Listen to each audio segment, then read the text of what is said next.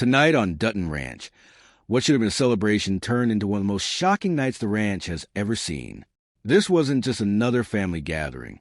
This was a night of secrets, betrayal, old wounds, and one moment that may have changed the future of the ranch forever. For months, everyone believed the battle for the future of the ranch would happen out in the fields with cattle, business deals, and power moves. Nobody expected it to happen under party lights.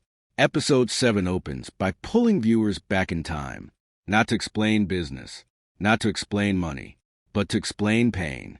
A flashback reveals a younger Beulah Jackson living through a night that would leave scars for decades. What begins as a normal evening quickly turns dark, creating consequences that continue to shape every decision she makes in the present day. And suddenly, things viewers thought they understood about this family no longer look so simple.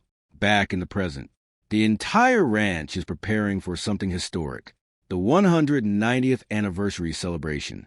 Music, guests, cowboys, family, a moment designed to announce the future.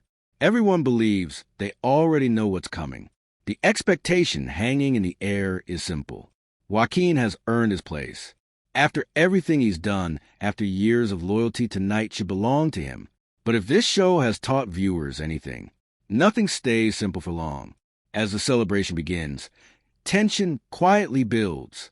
People smile, people laugh, but underneath it all, everyone is waiting for Beulah, waiting for the announcement, waiting to hear who will inherit the ranch. And then, the person nobody wanted to see arrives. Rob will. His return doesn't feel emotional. It feels dangerous. He doesn't walk in like family. He walks in like somebody collecting a debt. His presence changes the mood instantly. The conversations stop. Eyes turn, and viewers realize this celebration isn't about honoring the past anymore. It's about surviving the present. What follows is less of conversation and more of a takeover. Pressure starts building around Beulah. Old promises, old guilt, old family wounds. Every decision she thought she controlled suddenly feels controlled by someone else. Then comes the moment nobody expected. Instead of naming Joaquin, Beulah publicly names Rob Will. Silence, shock, confusion. You can almost feel the room freeze. For Joaquin, it isn't just disappointment. It feels like betrayal. Because sometimes losing isn't about losing land. It's realizing the people you trusted chose someone else. But the night still isn't finished.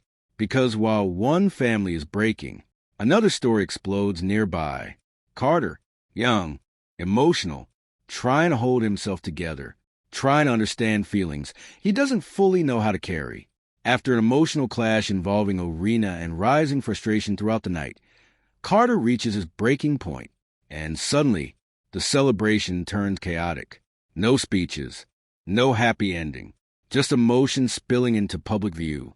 The kind of moment nobody forgets. Meanwhile, Beth and Rip do something unexpected. They don't dominate the room. They watch. They observe. They learn. Because sometimes the most dangerous people aren't the loudest.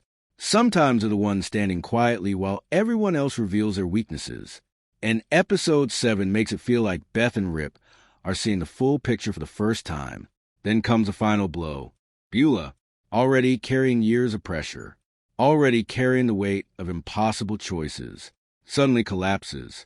At first, people think she just needs air, but very quickly, it becomes clear this is serious. The celebration stops. Panic spreads. People rush in.